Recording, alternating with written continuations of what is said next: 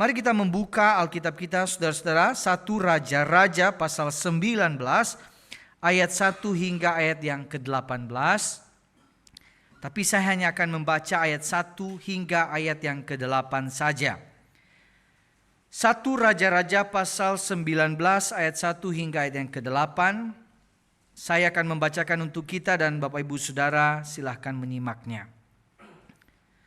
Ahab memberitahukan kepada Izabel semua yang dilakukan Elia dan bagaimana ia membunuh semua nabi dengan pedang. Izabel lalu mengirim utusan kepada Elia dengan pesan, kiranya para ilah menghukum aku dengan berat, bahkan lebih lagi jika besok sekitar waktu ini aku tidak menghabisi nyawamu sama seperti salah seorang dari mereka itu. Elia pun ketakutan, lalu pergi menyelamatkan dirinya. Setelah sampai ke Beersheba di wilayah Yehuda, ia meninggalkan hambanya di sana. Tetapi ia sendiri pergi ke padang gurun sejauh 1 hari perjalanan. Ia tiba dan duduk di bawah sebuah pohon arar. Ia memohon supaya ia mati, katanya, cukuplah sudah. Sekarang, ya Tuhan, ambillah nyawaku, sebab aku ini tidak lebih baik daripada nenek moyangku. Ia lalu berbaring dan tidur di bawah pohon arar itu. Tiba-tiba seorang malaikat menyentuh dia serta berkata kepadanya, bangunlah, makanlah. Ketika ia melihat sekitarnya, tampaklah di dekat kepalanya ada roti bakar dan kendi berisi air. Ia makan dan minum lalu berbaring lagi. Tetapi malaikat Tuhan datang untuk kedua kalinya dan menyentuh dia serta berkata, bangunlah, makanlah, sebab perjalanan itu nanti terlalu jauh bagimu. Ia pun bangun lalu makan dan minum. Karena makanan itu ia kuat berjalan selama 40 hari 40 malam sampai ke Horeb, gunung Allah. Sedemikian jauh pembacaan firman Tuhan Bapak Ibu Saudara-saudari. Saudara-saudara, kekecewaan seringkali muncul ketika kenyataan tidak sesuai dengan ekspektasi kita. Misalnya saudara-saudara ya, ketika kita makan ke sebuah restoran, ada teman rekomendasikan, enak banget makanan di restoran itu. Lalu kemudian kita datang ke restorannya dengan ekspektasi enak banget. Tetapi ketika sampai di restoran itu kita makan enak banget. Bukan enak banget saudara, dan kita kecewa. Kok gak sesuai dengan apa yang diomongin. Atau saudara ketika misalnya kita membeli baju di toko online. Waktu lihat gambarnya, dipakai sama modelnya, keren, cakep, ganteng, cantik. Lalu kemudian kita pesan baju di online itu. Lalu pas nyampe di rumah kita pakai bajunya. Lalu kita lihat di kaca saudara-saudara, kok kayak lontong ya kita ya, dibungkus sama daunnya. Gak sesuai gambarnya, kecewa, gak sesuai ekspektasi kita. Atau saudara-saudara ketika kita memilih menikah, sebelum menikah kita punya ekspektasi, saya punya pasangan seperti malaikat, baik, sabar, lembut. Tapi setelah menikah, betul seperti malaikat. Malaikat pencabut nyawa, saudara. Tiap hari bertengkar terus dengan orang itu. Saudara-saudara, kekecewaan seringkali muncul dari kenyataan yang tidak sesuai dengan ekspektasi. Ekspektasinya segini, realitanya segini, saudara. Dan gap ini, disitulah muncul kekecewaan. Semakin tinggi ekspektasinya, semakin besar juga kekecewaan kita. Ada kekecewaan yang dengan mudah kita memprosesnya, mudah kita berdamai dengannya, dan kita tidak berlama-lama untuk memikirkannya. Namun ada juga kekecewaan yang berlarut-larut, kita pikirkan, kita renungkan, dan sampai merusak jiwa kita, bahkan menimbulkan frustrasi di hidup kita. Saudara, frustrasi itu apa? Ya, bentuk tidak bakunya frustrasi itu frustasi. Jadi kalau agak beda-beda sama aja ya, frustrasi atau frustasi. Saudara, frustrasi adalah rasa kecewa akibat kegagalan di dalam mengerjakan sesuatu atau akibat tidak berhasil dalam mencapai satu cita-cita tertentu. Dan ini timbul akibat jurang ini, saudara, antara ekspektasi dengan realitas. Saudara, frustrasi ampuh membunuh harapan dalam diri. Kenapa?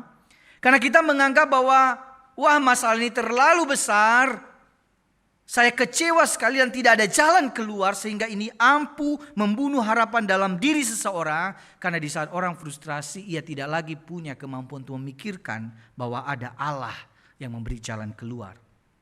Kekecewaan itu, saudara, bisa membawa seseorang pada titik terendahnya, titik terpuruk dalam hidupnya. Dan tak jarang orang akan mengatakan, udah gak kuat lagi Tuhan, udah capek sekali, pengen nyerah, pengen mati saja. Dan inilah yang terjadi kepada seorang hamba Tuhan namanya Elia, nabi, mengasihi Tuhan, hidupnya rohani, saudara-saudara. Tapi dia mengalami titik terendah dalam hidupnya, dia mengalami frustrasi yang begitu berat sekali. Karena pelayanannya tidak sesuai dengan ekspektasinya. Di pasal 18 kalau kita baca kisahnya, Elia itu menyaksikan mujizat Tuhan yang luar biasa besar sekali. Dia menantang para nabi Baal. Dia mengatakan kepada bangsa Israel, kamu pilih Allah atau para Baal?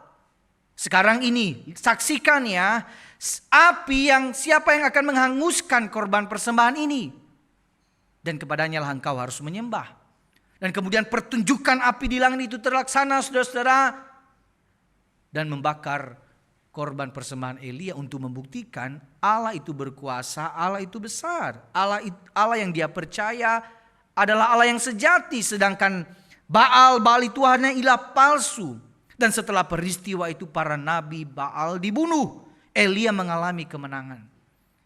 Saudara, ketika mengalami situasi yang begitu hebat, menyaksikan sendiri mujizat Tuhan, apa ekspektasi dari Elia sebagai hamba Tuhan? Ekspektasinya, saudara-saudara, setelah peristiwa yang penuh dengan kuasa Allah itu, seorang hamba Tuhan akan berekspektasi terjadi kebangunan rohani, terjadi pertobatan. Karena semua orang sudah lihat Tuhan itu ada, Tuhan itu besar, Tuhan sudah menyatakan mujizatnya. Tapi kenyataannya tidak seperti itu, tidak sesuai ekspektasinya. Sebaliknya, dengan segala kuasa Allah yang sudah dinyatakan kepadanya dan kepada umat Israel, malahan ia diancam akan dibunuh. Saudara-saudara, ini begitu menghancurkan, melemahkan semangat, mematahkan hati seorang pelayan Tuhan. Dia beranggapan bahwa ketika sudah melihat mujizat demi mujizat, orang harusnya mengalami pertobatan. Tapi dia sudah merasa bahwa kenapa seperti ini, tidak sesuai dengan ekspektasi saya. Sampai dia berteriak, cukuplah sudah. Sekarang ya Tuhan, ambillah nyawaku. Saudara, ini diomongin oleh siapa? Oleh Elia, nabi Tuhan. Orang yang mengasihi Tuhan, orang yang mencintai Tuhan, tapi dia dalam titik terpuruk, terendahnya, dia mengalami frustrasi, depresi, stres yang begitu berat. Karena segala sesuatu tidak sesuai dengan ekspektasinya. Saudara-saudara, pernah gak Bapak Ibu Saudara ada di titik seperti ini? Mungkin ada yang pernah mengalaminya. Mungkin atau ada orang yang sedang mengalaminya. Atau kalau saudara belum mengalaminya, mungkin saudara akan mengalaminya. Maka dengarkan baik-baik ini. Ketika kita mengalami tekanan yang begitu berat, frustrasi yang begitu berat, sampai kita berkata, Tuhan udah cukup Tuhan, aku udah gak kuat lagi. Aku udah capek dengan sakit penyakit ini, aku udah capek menanggung beban keluarga ini, aku sudah capek menanggung beban pekerjaan, beban hutang, dan yang lain. Kita sampai merasa Tuhan kayaknya gak ada jalan keluar, aku menyerah, aku capek, aku lelah, dan aku mau mati saja. Pernah ada yang berpikir seperti ini di sini Bapak Ibu? Kayaknya kalau mati lebih baik deh.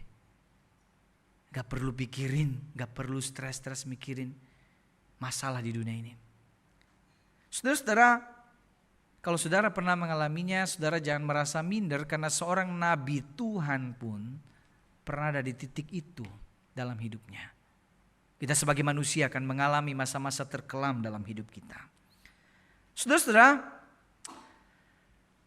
saya akan membahas bagian ini dari 3 poin saudara. Pertama, sumber frustrasi, akibat frustrasi, dan kemudian bagaimana mengatasi frustrasi. Pertama saudara, sumbernya.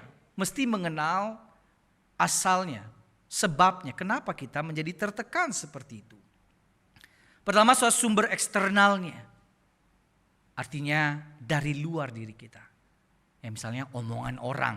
Omongan orang itu kan dari luar diri kita. Kita bisa jadi tertekan gara-gara omongan orang. Nah kalau kita baca teks ini saudara, sumber frustrasi dari Elia itu, kita bisa melihat dari luar, yaitu ada ancaman dari Isabel. Isabel itu orang yang jahat, ya, bunuh-bunuh nabi-nabi Tuhan. Dia tidak suka dengan Tuhan. Lalu kemudian ketika dia melihat realitas umat yang tidak bertobat meskipun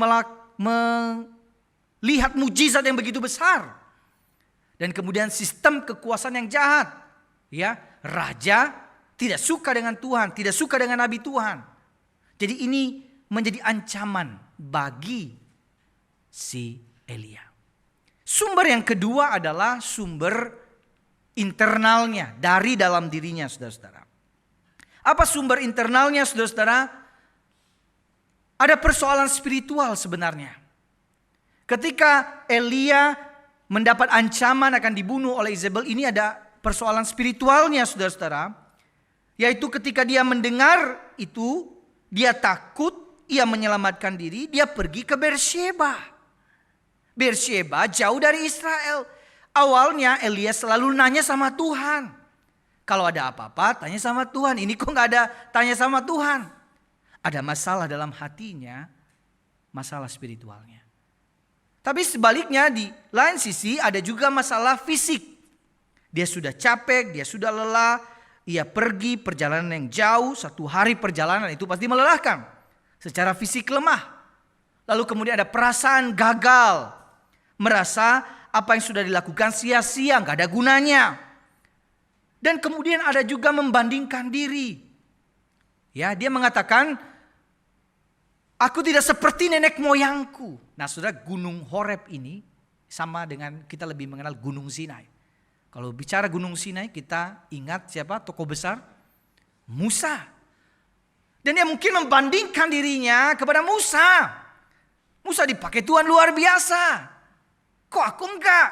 Mulai tuh muncul membanding-bandingkan diri dengan orang lain. Dan itu menekan dirinya sendiri. Dan ada ekspektasi yang keliru. Ada ekspektasi yang keliru oleh Elia. Bahwa dia menganggap bahwa dengan apa yang dia lakukan, orang akan datang kepada Allah.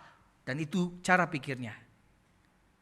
Kemudian ada kesendirian, merasa sendirian, merasa kesepian. Dan itu kan kemudian diolah dari dalam dirinya sendiri. Saudara-saudara, kalau kita mengalami tekanan dalam hidup kita, mengalami pergumulan dalam hidup kita. Kalau kita coba pilih sumber frustrasi kita lebih banyak mana? Internal atau eksternal saudara? Mana kira-kira Bapak Ibu? Ada ya sumber eksternal mungkin, omongan orang, omongan tetangga, omongan mertua begitu ya. Tapi kebanyakan dari dalam diri kita sendiri, pikiran kita sendiri. Dan kalau kita bilang internal eksternal yang kita bisa kendalikan yang mana? Di dalam diri kan? Tapi sering kali kita tidak bisa mengendalikan apa yang di pikiran kita. Sehingga ini bercampur aduk saudara-saudara, sehingga kayaknya masalahnya begitu besar sekali. Dan kita gak bisa waras lagi dalam berpikir. Akhirnya memang kita akan mengatakan ya udah memang gak ada harapan, gak ada lagi jalan keluar. Itu sumber. Saudara, yang kedua adalah akibat. Frustrasi itu apa dalam diri Elia? Akibat yang paling besar adalah gak ada harapan lagi. Hopeless. Dia akan merasa bahwa gak ada harapan, gak ada jalan keluar. Dia mengalami keputusasaan yang paling berat sekali. Dia merasa bahwa tidak ada lagi harapan dalam hidupnya. Dia nabi Tuhan, tapi dia tidak punya harapan lagi bahwa Tuhan akan menolongnya. Apa yang muncul saudara-saudara? Pertama, rasa takut. Karena dapat ancaman itu takut dia. Perasaan takut yang begitu besar sekali. Lalu apa yang dia lakukan? Lari meninggalkan tanggung jawabnya. Kan sebenarnya tidak ada arahan dari Tuhan untuk pergi dari tempat itu. Tapi ini pimpinan dirinya sendiri, udahlah saya pergi aja. Melarikan diri dari tanggung jawab, dari pelayanannya. Lalu apalagi saudara-saudara, perasaan ingin mati. Ingin mati. Kemudian keinginan untuk banyak tidur. Nah ini kan sangat relate dengan kita ya. Saudara pernah ada di titik-titik berat dalam hidup, kayaknya pengen tidur terus, ada? Dan itu tanda-tanda ini kayaknya ada masalah apa nih orangnya. Nggak mengurung diri di kamar begitu, nggak keluar kamar. Kayak nggak pengen ada di dunia luar, bahkan nggak pengen ngerjain apa-apa begitu ya. Saudara-saudara, atau dia juga mengalami hilang fokus. Coba perhatikan ya, ketika Tuhan tanya, Elia kamu ngapain di sini? Jawabnya apa harusnya? Aku sedang melakukan ini dan itu. Tapi nyatanya enggak kan? Pertanyaannya apa? Jawabannya apa? Ketika ditanya apa yang sedang kamu lakukan di sini, Elia malah bilang, Tuhan, aku sudah bekerja bergiat ya, giat sekali aku kerja keras. Tapi malah orang-orang itu menjauhkan diri darimu. Aku hanya sendirian. Jadi enggak nyambung, hilang fokus. Nah ini karakteristik orang-orang yang tertekan ya. Kita nanya apa, jawabnya apa begitu. Tapi ini yang paling besar terjadi, saudara. Membesar-besarkan masalah. Ini yang terjadi. Apa? Misalnya ketika Tuhan berkata begini, apa kerjamu di sini hai Elia? Dia bilang begini, aku sangat giat bekerja bagi Tuhan Allah semesta alam karena orang Israel meninggalkan perjanjianmu, merobohkan mezbah-mezbahmu dan membunuh nabi-nabimu dengan pedang. Hanya aku sendiri yang masih hidup dan mereka berusaha mencabut nyawaku. Mereka. Saudara, pada yang memberi ancaman siapa? Cuman satu orang, Izebel. Tapi dia bilang mereka akan mencabut nyawaku. Saudara, ini karakteristik ketika sedang mengalami begitu tekanan yang begitu berat. Saudara, masalah yang kecil menjadi sangat besar. Dan kita hubung-hubungkan dengan yang lain. Sehingga mata kita tidak bisa melihat kenyataan apa yang sebenarnya terjadi. Sehingga tidak ada harapan. Ya, maka frustrasi itu saudara ampuh membunuh harapan dalam diri.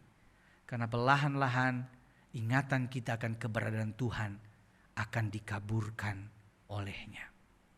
Saudara-saudara, suatu kali ketika belanja di mall, saudara-saudara, satu toko, saya bawa Deanli, ya, kemudian dia lari sana, lari sini, saudara ya. Saya bilang, udah tenang, banyak orang begitu ya. Dia nggak mau, dia mau lari sana, lari sini, ambil barang itu. Nah kemudian ketika dia lari, saya sembunyi, saudara. Saya lihat dia dari jauh. Oh dia masih petentang-petenteng kan? Dia pikir jalan sana sini. Pas dia lihat belakang, kok gak ada bapaknya? Dia cari papa. Saya masih sembunyi, saya lihat. Kemudian dia bilang, papa. Kemudian dia bilang, papa di mana? Kok papa tinggalin aku? Sudah dia benar-benar kayak merasa saya gak ada di situ. Nah ketika dia sudah mulai naik, saya pengen lama-lamain lagi. Tapi saya kasihan ya, takut dia trauma saudara ya. Jadi saya kemudian, halo, papa di sini. Lalu dia cari saya, dia kejar saya. Dia bilang, papa kenapa tinggalin saya? Enggak, papa gak tinggalin kamu, papa ada di sini. Kenapa pak? Kenapa aku gak lihat papa? Papa lihat kamu, kamu gak lihat papa ya. Tapi papa lihat kamu ya. Makanya saya bilang ke dia, kamu belajar apa?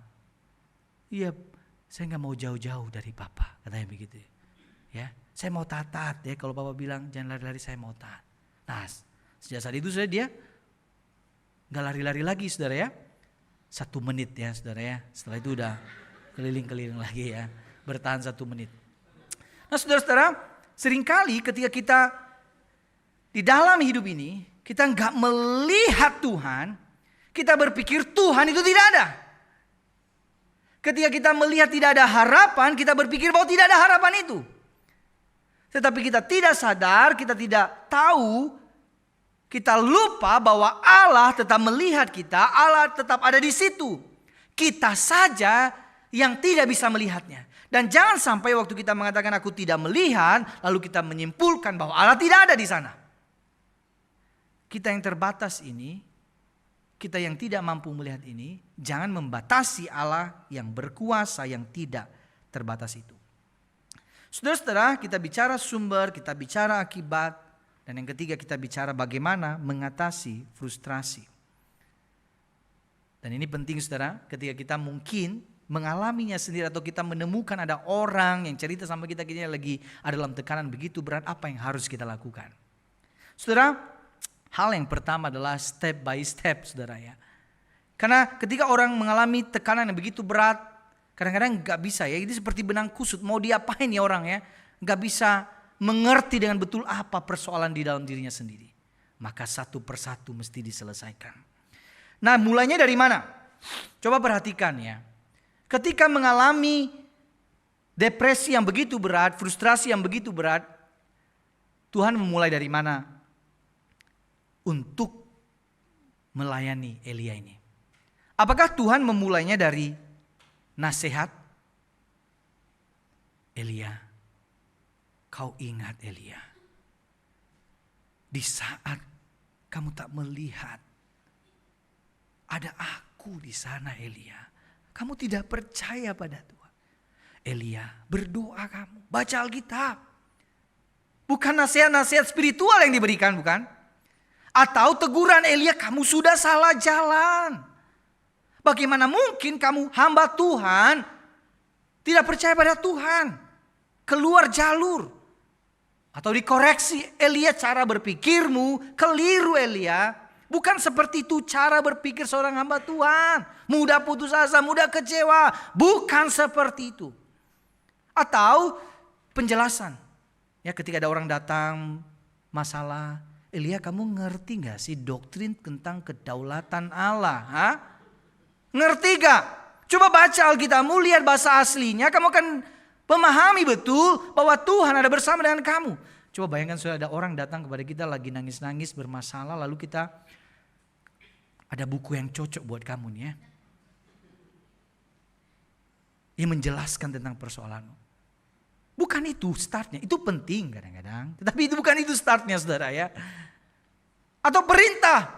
Sekarang pergi ke Gunung Horeb. Sekarang lakukan tugasmu, bukan itu kan. Semua ini penting. Tuhan tidak mengabaikan ini, tetapi bukan itu startnya.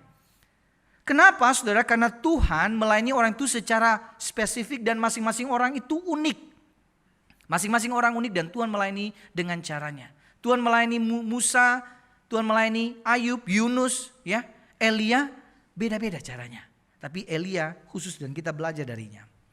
Saudara, manusia dalam bagian ini ada aspek fisik, ada aspek emosional, ada aspek spiritual yang disentuh oleh Tuhan dalam bagian ini. Saudara, yang pertama aspek fisik, apa yang dilakukan oleh Tuhan? Memberi, makan, dan minum. Melalui malaikat Tuhan. Ketika dia tidur, dia mikir ini kayak gak ada harapan lagi. Dia tertidur, dibangunkan, bangun, makan, dan minum. Ada apa di sana? Ada roti bakar.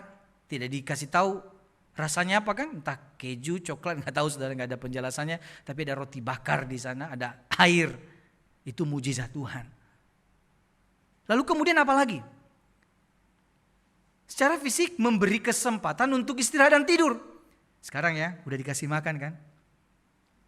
Tuhan kan bisa bilang gini, udah makan, ayo makan, gerak keluar kamu. Ya, tidur terus. Enggak kan? Waktu diberikan makan, gak apa-apa, dia pengen tidur, tidur lagi dia. Kenapa? Karena memang Tuhan tahu orang ini butuh istirahat dalam hidupnya. Karena dia sudah capek secara fisik. Dia butuh istirahat, gak apa-apa istirahat dulu. Habis itu, gak dikasih tahu berapa lama waktunya, Tuhan datang lagi kan. Kemudian dia kasih makanan lagi, bangun, makan. Nah itu udah mulai tuh diproses oleh Tuhan. Baru dia bisa diajak bicara. Kemudian itu aspek fisik saudara. Nah jangan-jangan mungkin memang dalam perjalanan kita ketika kita mengalami frustrasi yang begitu berat. Mungkin yang pertama-tama mungkin bukan Alkitab mungkin yang kita perlukan di awal. Mungkin nasi campur ya, nasi campur babi, sate kambing. Nah, mungkin saudara ya. Tapi mungkin saja memang kita butuhnya istirahat. Tidur sejenak supaya kita bisa rileks di dalam menjalani dan memahami apa yang sedang terjadi. Dan yang kedua adalah apa? Aspek emosional, saudara-saudara. Dia memberi ruang bagi Elia menyampaikan keluhannya. Ditanya, kamu ngapain di sini? Kan di situ Elia ngomong tuh. Sampai 2 kali. Ngomongnya juga sama ya. Sebenarnya gak nyambung ya. Tapi dia ngomong ya pengen ngomong aja. Saya merasa sendiri.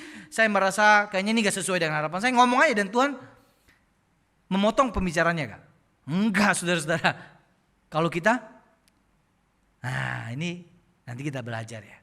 Yang aspek emosional yang kedua adalah mendengarkan dan tidak menghakimi Elia ketika salah dalam memahami. Kalau Tuhan itu bisa saja koreksi dia kan. Elia, kamu salah Elia. Itu yang kamu pahami salah. Kamu gak merasa sendirian kok. Tuhan tidak melakukan itu di awal. Sudah seringkali di dalam perjalanan kita, ketika ada orang-orang datang cerita sama kita, entah anak, istri, ya suami, cerita sama kita, kita sering sekali motong pembicaraannya dan bilang, kamu lemah, itu aja kamu gak bisa. Kamu harus tahu dong, kamu harus ingat bahwa Tuhan itu baik kok dalam hidup kita. Itu aja kamu gak bisa strong begitu, kenapa kamu lemah sekali? Wow, saudara-saudara, orang tuh cuma pengen cerita, jadi gak mau cerita lagi. Karena merasa kayak saya dihakimi sekali ya, gak ada ruang bagi saya untuk didengarkan. Nah di sini kita melihat cara Tuhan, pendekatan Tuhan jauh lebih manusiawi daripada manusia itu sendiri. Kadang-kadang kita manusia enggak memikirkan perasaan orang, enggak mendengarkan orang lain. Tapi Tuhan memberi ruang bagi emosi Elia. Dan yang ketiga baru Tuhan bicara tentang aspek spiritual, saudara-saudara. Baru bicara tentang apa yang paling dalam, apa persoalan besar, inti masalahnya. Dia menyatakan hadirannya di dalam angin, gempa, api, tapi berbicara kepada Elia dengan suara embusan yang lembut. Dan isinya apa? Mengoreksi dan mengarahkannya. Suara lembut itu mengoreksi dan mengarahkannya. Sekali lagi, setiap orang unik, beda-beda, tidak semua cara sama. Ya, api, angin, gempa, api itu kan Tuhan kadang hadir kepada hamba-hambanya dengan cara seperti itu. Tetapi kepada Elia dengan suara lembut karena memang itu yang sedang dia butuhkan. Nah saudara-saudara, disitulah Tuhan tegur, Tuhan koreksi Elia. Nah baca sama-sama bagian ini, Bapak Ibu 1, 2, 3. Cara Tuhan menegur tidak selalu sama, tetapi setiap cara akan selalu membawa kita pada pergeseran cara pandang dari aku kepada Tuhan. Cara Tuhan menegur tidak selalu sama, tetapi setiap teguran itu selalu membawa kita bergeser. Bukan kamu tapi Tuhan. Bukan tentang dirimu tapi ini tentang Tuhan. Dan itu yang Tuhan lakukan. Selalu caranya sama. Karena ketika orang sedang mengalami persoalan yang begitu berat, ketika orang salah arah dalam hidupnya, dia seringkali hanya berfokus kepada dirinya sendiri. Dan yang Tuhan lakukan dari aku kepada Tuhan.